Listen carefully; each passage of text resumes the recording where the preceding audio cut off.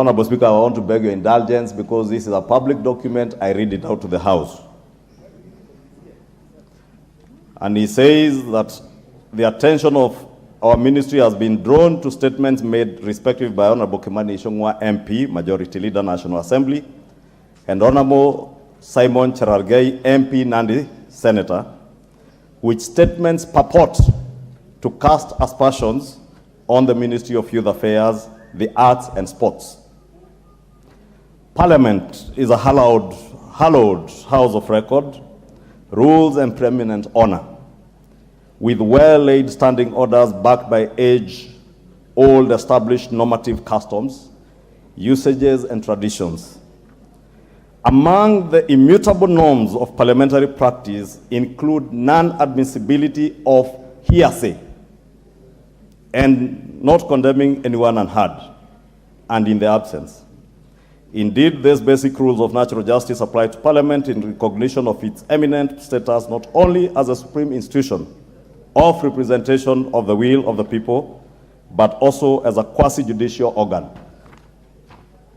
Further, Parliament has a formal oversight mechanism through the committee system that ensures all executive actions are checked within established official structures.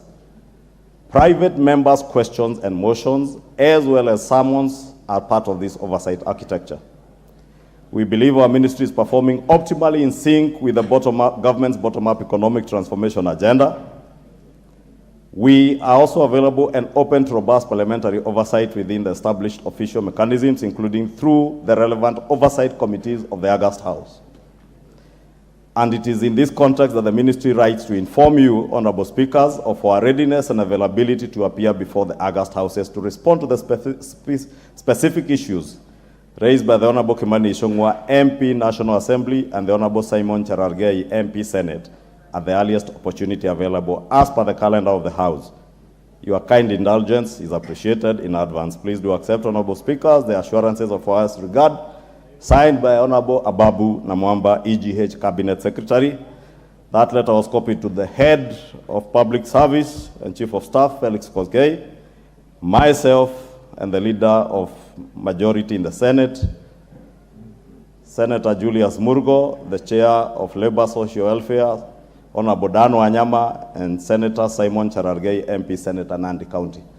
Honorable Speaker, I have chosen to read this letter out because I find it extremely condescending on the House.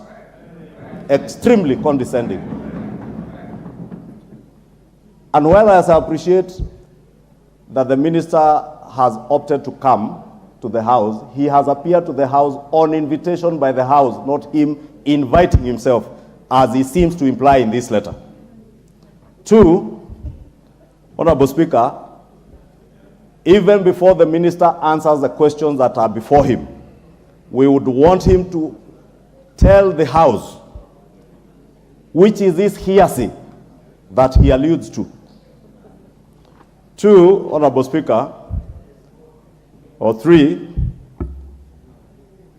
the minister says is available for open, robust parliamentary oversight within the established official mechanisms, including through the relevant oversight committees of the House. In my reading and interpretation of that statement, it seems, Honorable Speaker, that the minister is alluding that he is okay to appear before the committees, relevant committees, but he has a problem with being oversighted by plenary.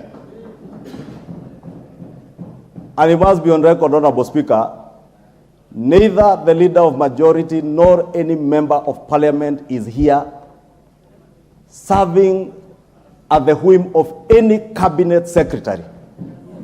We are here as the people's representatives to oversight Cabinet Secretaries and officers of government in line with our mandate as espoused in Articles 94 to 96 of our Constitution.